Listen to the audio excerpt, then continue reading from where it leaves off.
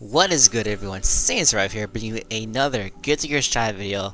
And sorry I've been taking time off from you to just have to focus on other things, but I am back, and we finally have news of the upcoming system balance patch changes that are coming very soon. But first, if you have not already, hit the like button for this video, subscribe if you have not already, and hit the notification bell whenever I upload new videos like this, talking about, of course, Guilty Gear Strive. Now, this is actually out much earlier, but the fact that we could not get to the link to this developer's backyard when it was first released was really a hamper to deal with. But it's somewhat fixed, but you can only access the developer's backyard if you go to a incognito window and access it here. So if you're trying to look at it for yourself, just please go to incognito and open the link from there, and you're able to get the developer's backyard. But if you try to do it through a regular browser with not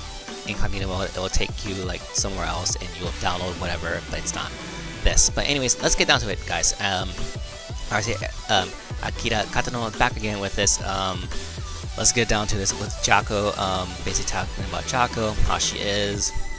She joined the roster, and how we find out how she is. If you play story mode, you get to see what she's like after story mode. If you complete arcade mode, this is mostly prominent to most of the cast of Guilty Gear. And if you want to know about Jaco's story, obviously play Xrd or watch the movie mode on YouTube if you want to already. And interesting enough, this is the one thing that I found kind of weird or interesting, that she fights with service, but she's what we call a puppet character. Never really thought of her as a puppet character. I just thought of her more like a setup character, like Venom. Like she has Venom-esque set play, but it's weird. And they do explain what the difference between Zato, who is a puppet character, between Jaco, as Zato is also a puppet character, but his playstyle emphasizes moving together with his puppet, which is Eddie, of course, whereas Jaco relies on controlling the battlefield. I say she's more of a setup character than a puppet character, but that's just me. But talking about how her mask, she wears a mask during battle, but you can fight without by either holding down the button after performing a taunt, or by holding D after winning a round. We have received many requests for players to make it possible to remove the mask right at the beginning of a match. However, this cannot be done due to game mechanics, aka no. But anyways, obviously I'll talk about here about story mode. Obviously, they say give story mode a try for everyone to see how everyone's doing. But of course, the most important thing that we're all waiting for is this, the October game update. As we've announced previously, October game update is planned for October 15th, which is next Friday. So next Friday, time of recording this video, we will get the October's game update, which is the systems patch. In the previous update, we have adjusted character balance without changing the overall game mechanics. This time, however, we will be adjusting the overall mechanics in game world in addition to character balance. So more character changes along with this. To begin with, partial discussion of the changes to the game mechanics, we have revised the qualities of Faultless Defense. That I did not expect. I think everyone wanted more insta block or just defense to be addressed, but interesting that they're addressing Faultless Defense. I thought that was a good mechanic as it was. Extending the overall input buffer time. Obviously, when you're knocked down, it's really hard to get a wake up option, especially when you're down trying to do a wake up DP and it doesn't come out. So they finally heard our complaints about it, and they actually made it better. Thank goodness for that. And increasing the time window for throw clashes. So are they gonna make throws slower? They're gonna give more frames for throws, not gonna make it 2 frames, maybe 3 or 4 frames. That'll be interesting to see. Or just in general, I want to see how that happens. Let's see how that's gonna go. For changes across characters, this is the big one here. You have revised the startup time for their fastest normals. So with that, I think Souls 5K is getting touched. It's no longer gonna be 3 frames. I think it's gonna be 5 frames from that. The way counters work for aerial normals, so 6P might get buffed again for this. So definitely more anti-air options, and increase the number of moves that can be cancelled into jump or air dash. So that's interesting to see. So a lot more characters will have more options to like do cancel moves. That's interesting to see. Gotta see how that works later on. The details of the changes made in this update patch will be released soon, so keep an eye out. So if I had to guess, maybe the Wednesday or Thursday before the patch is out, I would assume. Just like how the character balance patch was released literally like a day or two before the actual balance patch came out, so I cannot wait for that. Although this update will only adjust the game balance, the team is working hard on the next character at the moment, so please wait for the next announcement. So I think everyone pretty much was in unison as they thought that the next DLC character would be out with this patch. Not the case. So if anything, I think we're getting definitely a we're getting definitely getting a new character either in November or December. One of those 2 months. If I had to guess, maybe November, probably late November. But honestly, we have to wait and see. We don't know how long this character might take.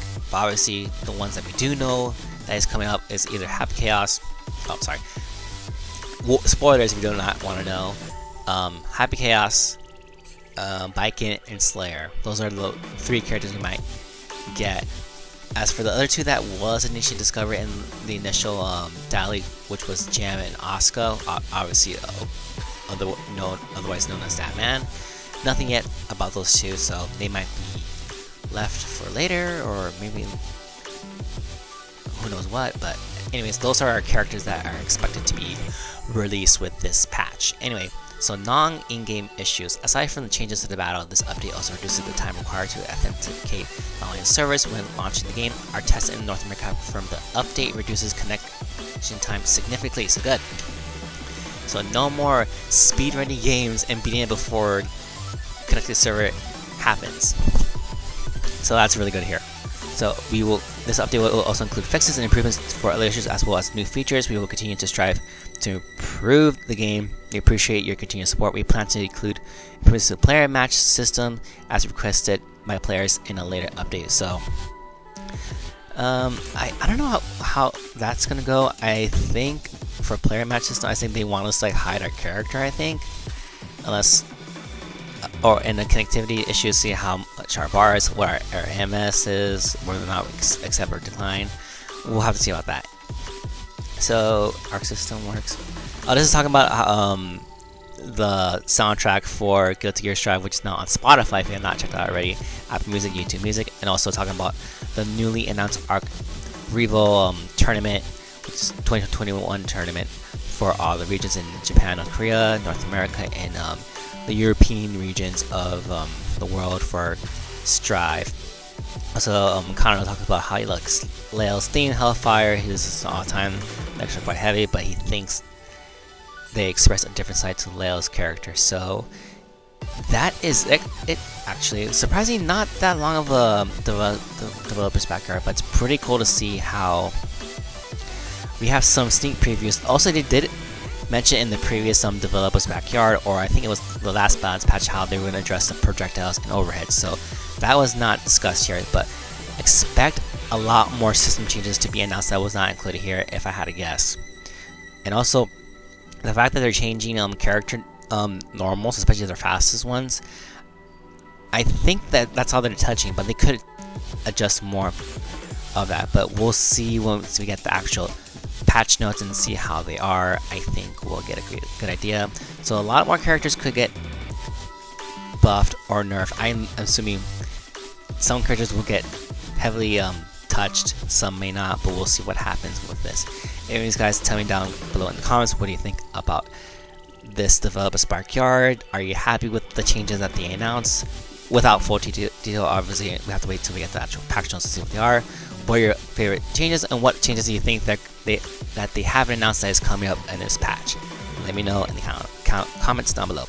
Anyways, guys, thank you very much for watching this video. Be sure to hit the like button, subscribe if you haven't already, and hit the notification bell to get more videos like this. Talking about, of course, Guilty Gear Strive. This is Saiyan Survive, signing out. I'll see you guys later. Catch you in the next video. Have a good one.